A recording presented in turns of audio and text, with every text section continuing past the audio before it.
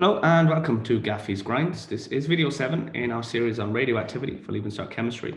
Usual reminders: if you've got your phone on, turn it off, stick it on silent, close any open tabs you have on your computer, just try and eliminate any distractions. It'll help you work to the best of your ability. And try, I suppose, to make sure you watch the videos in order. This is video 7, so if you haven't watched the first few videos, it's going to make the concepts in this video a lot harder. So do make sure you watch them in order. Also, when I give you a task to do, and we're going to begin with the task, it's really important that you do the task. Don't just wait for me to write the answers down. Otherwise, you're just not going to learn very much from that. Okay, so I want you to pause the video and I want you to answer these questions. Okay, so you should only be playing the video if you have written answers to these questions now. All right, first question says, state two properties, so I need two in my answer, two properties of beta particles. Beta particles are a type of radiation, and we know that they are essentially high-speed electrons. So number one is they have high speed. That's a property we could measure. They are electrons, so they have a -1 charge. And they are electrons, so they have a negligible mass. Other things we could say here is, what about their penetrating power? So what does it take to block their penetrating power? What does it take to block them, basically? Okay, so they can be blocked by aluminium foil, blocked by foil, aluminium foil. What about their ionizing ability? Okay, so we could also say they have a moderate ionizing ability. They're not the best and they're not the weakest. Okay, so gamma rays are the weakest or have the lowest ionizing power, then beta particles, and then alpha particles. Moderate ionizing power. All right, all of those are properties of beta particles. Next question, state two properties of alpha particles. All right, well, you've seen what I've done above. So if you didn't really know how to answer question 1, you get another chance to pause and answer in a similar way for alpha particles now. Okay, so obviously the charge is +2 because we've got 2 protons and no electrons. So +2 charge, its mass is 4, a mass of 4 AMUs. They have a very low penetrating power. They can be stopped by just a few centimeters of air, or a piece of paper will stop them. So low penetrating power. And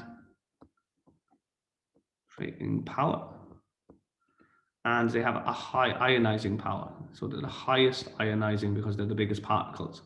High ionizing power, which means they can knock electrons out of other atoms really easily. High ionizing power, ionizing power. Both of these would also be deflected in electric or magnetic fields because of their charge. If we apply an electric or magnetic field, we saw this in an earlier video, that if you apply charge plates, it will attract, or it will deflect basically your positive and negative alpha and beta particles. What change occurs in the nucleus of an atom when it undergoes alpha decay? Okay, well, think about what's going to happen if it loses an alpha particle. The mass decreases by 4. What else happens? Atomic number decreases by 2. Well done. We said those things. That obviously results in it being a different element. It's a different element. It's got a different atomic number. What about changes that occur in the nucleus of an atom when it undergoes beta decay? Well, beta decay involves a neutron turning into a proton plus an electron. So what happens? Well, the atomic number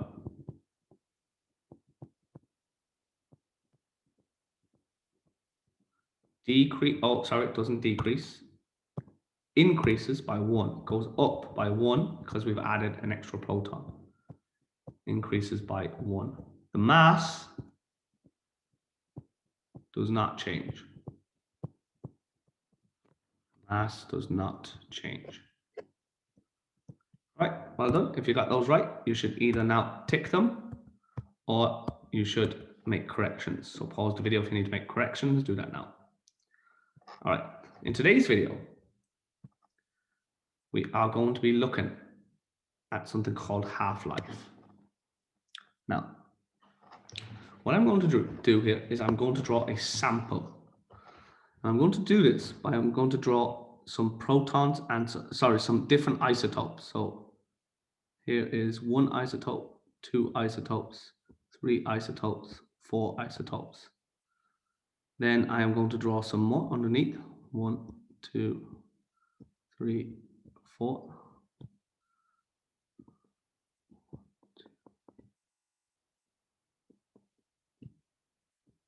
So this sample here is made up of these red isotopes. Now, there is also blue isotopes. So the sample is made up of different isotopes of an element. The red isotopes, and there are 16 of them, the red ones are unstable isotopes. These are unstable nuclei.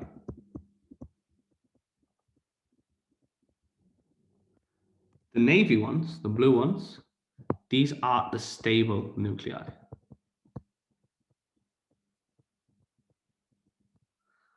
Okay, now at the moment we have 16 unstable nuclei in this sample. There are 16 unstable nuclei. And we know that the unstable nuclei are going to decay. They're going to break down.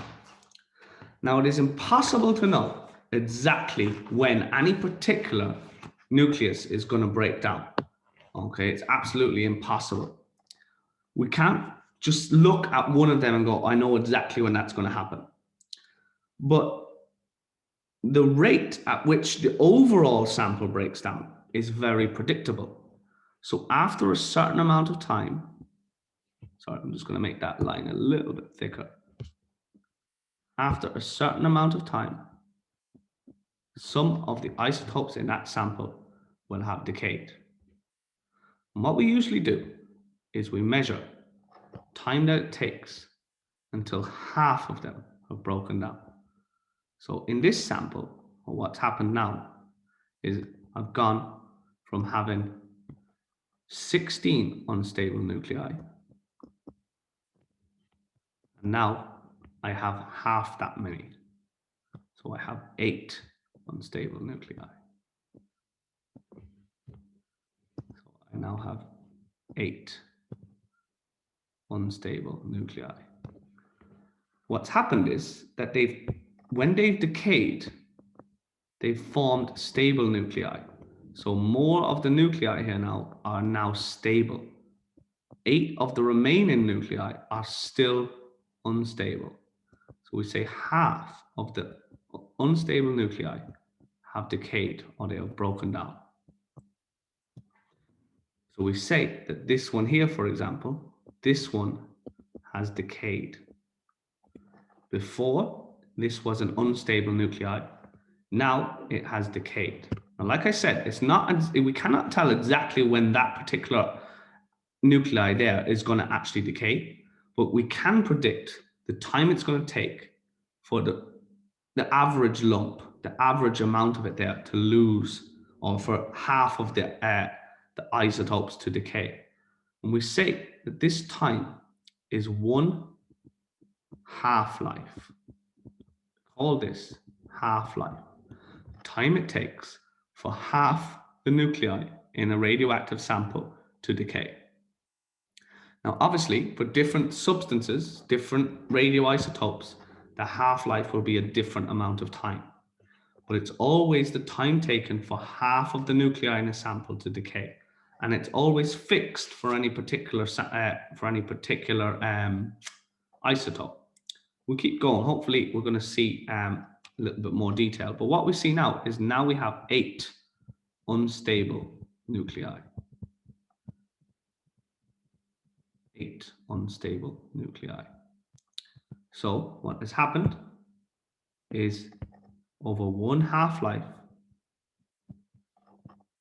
the amount of unstable nuclei has been halved. It has been halved in 1 half-life. So the quantity that's left here is half of the original. We now have half of the original amount. Let's see what happens next.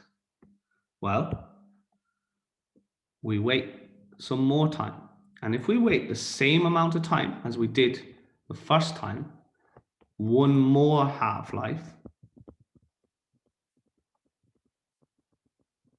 if we wait that amount of time again, well then this sample will have decayed and we will only have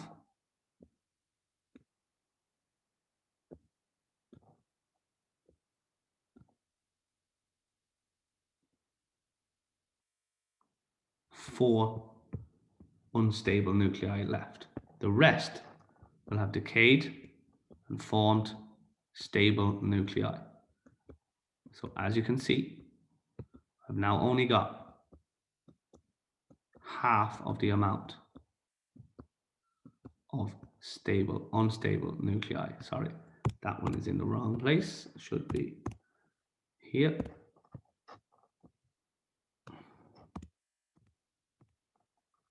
You'll have to just bear with me for a minute. This is a bit tedious, but it's good at explaining the idea. So we've waited another half-life, and now we have four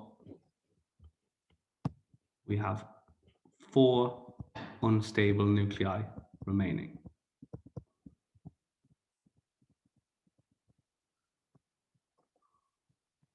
So what has happened is another half-life has passed in time, and the number of unstable nuclei has decayed by a half again. What we say is, how much do we have left of the original sample? 4 unstable nuclei is a quarter of the original sample. There is a quarter remaining. So we've done a half by a half. We've done a half and then we halved it again. We have a quarter remaining. So each time we do each time a half-life passes, that amount of time, the number of nuclei divides by half. So this gives us a definition. If we measure the time taken for half the nuclei in a sample to decay, we call this its half-life. Substance's half-life is the time taken for half the nuclei in a sample of that substance to decay. Different substances will have different half-lives. Some will be a few minutes, some will be a few seconds, some will be hundreds and thousands of years. Just depends on the actual substance. All right, ready to do some practice now? I think you are, yeah. I think you're ready to do some practice. So let's have a go at these. Let's see how you get on. So what I want you to do is I want you to pause the video and I want you to have a go at these questions for me, please. Okay, so you should only be watching. If you have done the questions, you have to say which of the following is true. So read the question carefully. It says the half-life of an isotope is 10 minutes. It has 20 million radioactive nuclei at the beginning. Which of the following is true? So after 10 minutes, now there's the link, 10 minutes is equal to this substance's half-life. So that means that there will be half as many nuclei left after 10 minutes. So if we started with 20 million, I'm expecting you should know what answer you're expecting to see. So after 10 minutes, there are 5 million nuclei. That one doesn't sound right to me. B is the one that sounds right to me. So well done. If you said B, after 10 minutes, there are 10 million nuclei because that is half the amount that we started with. Which of the following is true? After 30 minutes, there have been 2 half-lives, or after 30 minutes, there have been 3 half-lives, or after 30 minutes, there have been 4 half-lives. B is the correct answer again. So if the half-life is 10 minutes, then after 30 minutes, there will have been 3 half-lives. Which of the following is true? After 30 minutes, how much will remain? After 30 minutes, there have been 3 half-lives. There will be 1/8 of the sample remaining. Well done if you got that right. Okay. If you didn't get that right, if you said a quarter, then you have only accounted for 2 half-lives. Okay. So if we start with an amount, we'll say we start with a whole.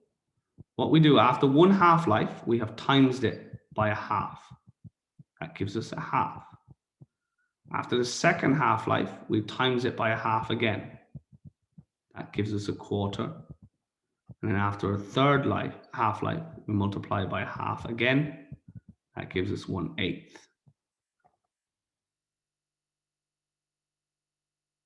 Okay, so 1/8 of the radioactive nuclei remain. All right, you ready to do the next bit?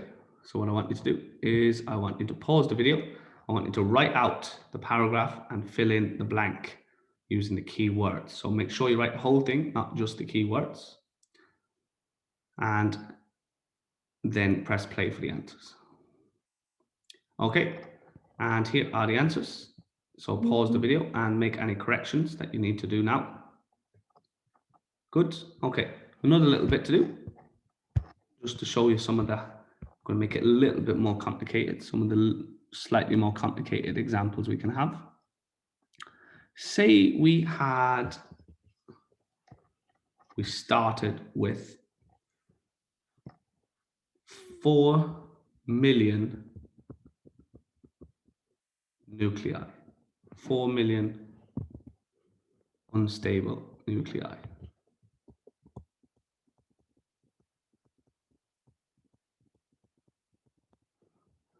After 1 half-life,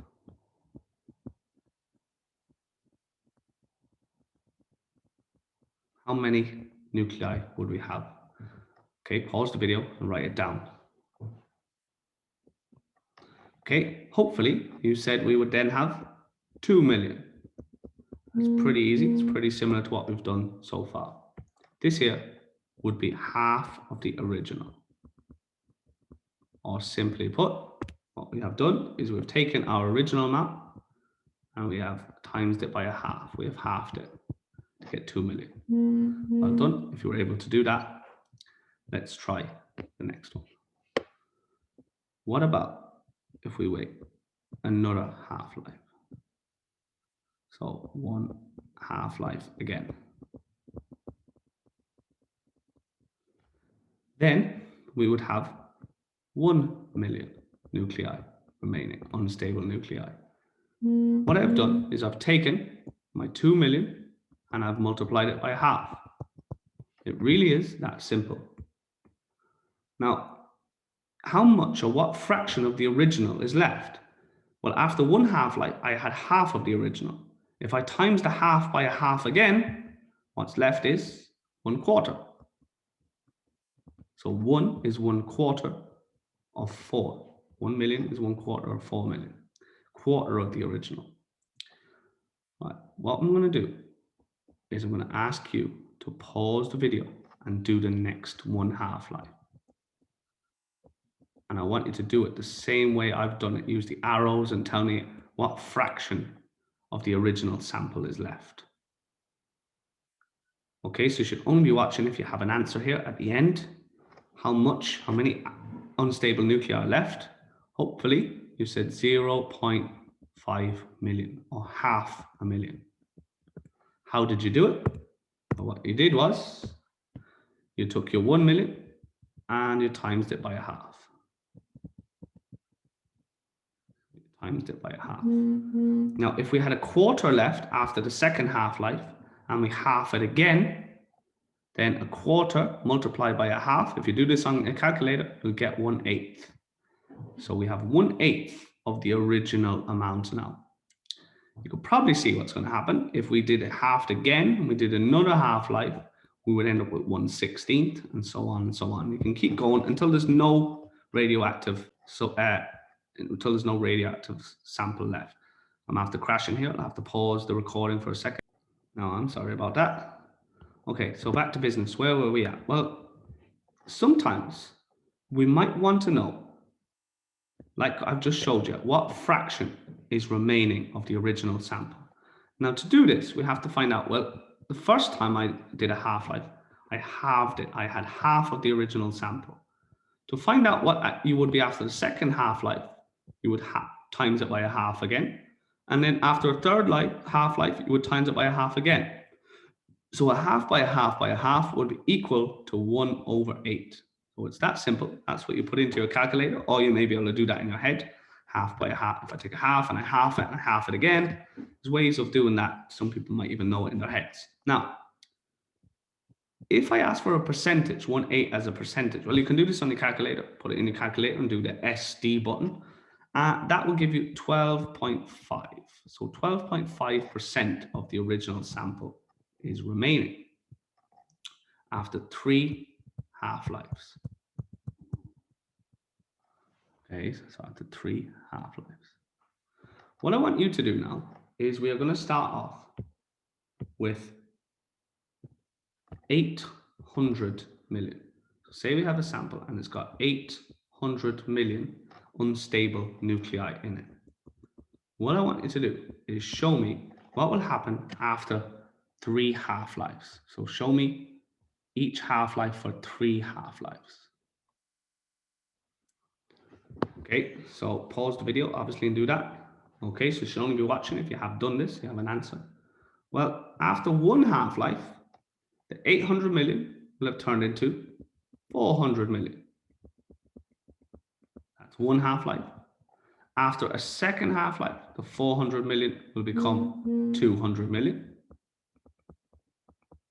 And after the third half-life, the 200 million by a half will have become 100 million. Nice and easy. It is that easy.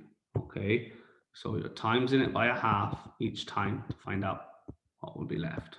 Times by a half and times by a half. It's that easy. All right. Going to flip it a little bit, make it a little bit more of a challenge.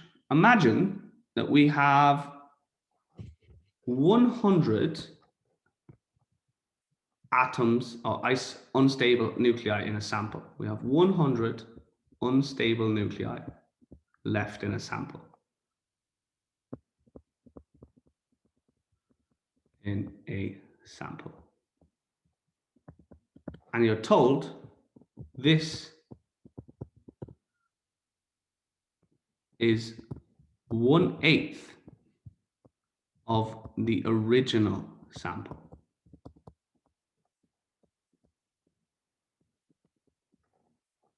And you have to find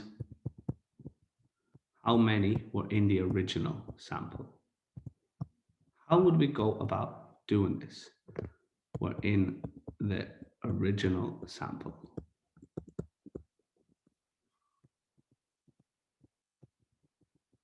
Okay. Well, I suppose the first thing to think about is if 100 is equal to 1/8 of what there was originally, then generally if you just multiply it by 8, you're going to get the answer. Okay. It really is that simple, but if the number was not 1/8, it might not be just that simple. So if we have 100 left, and basically what we know is 1/8 is equal to 12.5%. 12.5%. So if 1/8 is equal to 12, if 100 atoms is equal to 12.5%, then generally if we divide it by 12.5 and then multiply it by 100, that will give us 100%. We'll divide it by, we know 100 is equal to 12.5, divide it by 12.5 and then multiply it by 100 to get how many there would have been originally. And if you do that, you will get 800. Okay, so 800 would be the original sample.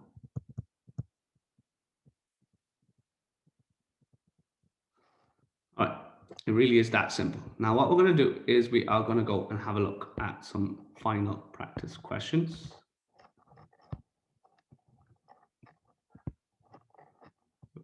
Here we go. Okay.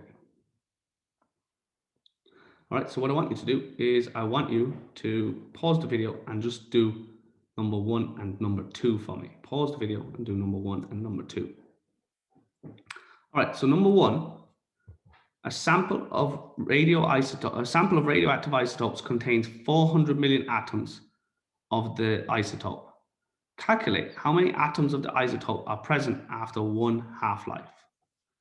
Okay, so hopefully after 1 half-life, you would have wrote 200 million. So you have half the original sample. Then after 2 half-lives, you would have had 100 million. And after 3 half-lives, you would have had half of that, which is 50 million. Well done. If you got those right, good job. Excellent.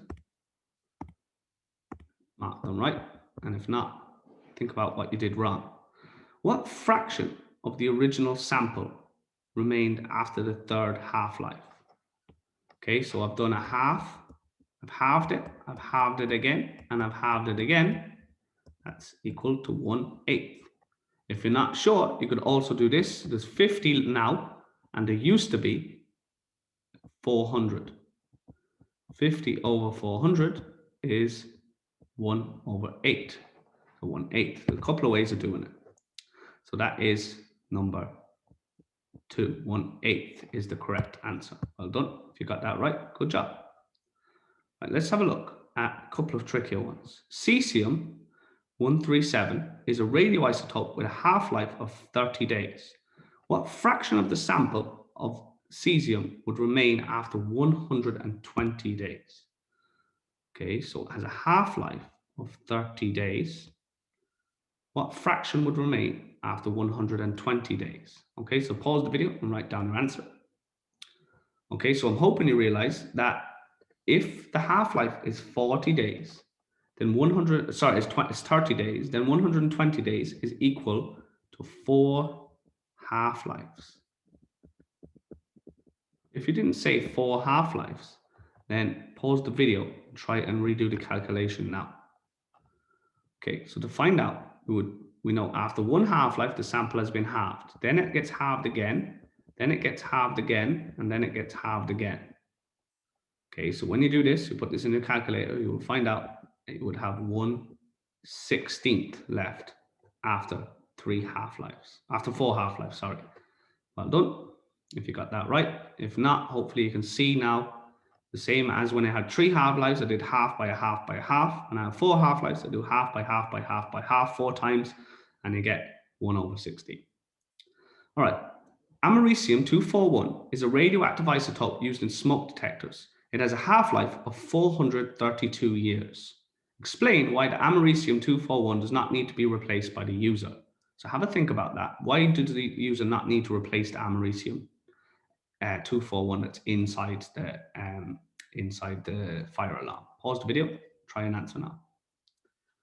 Okay, the key thing is this has a half-life of 432 years. That is longer than anybody's ever going to be alive.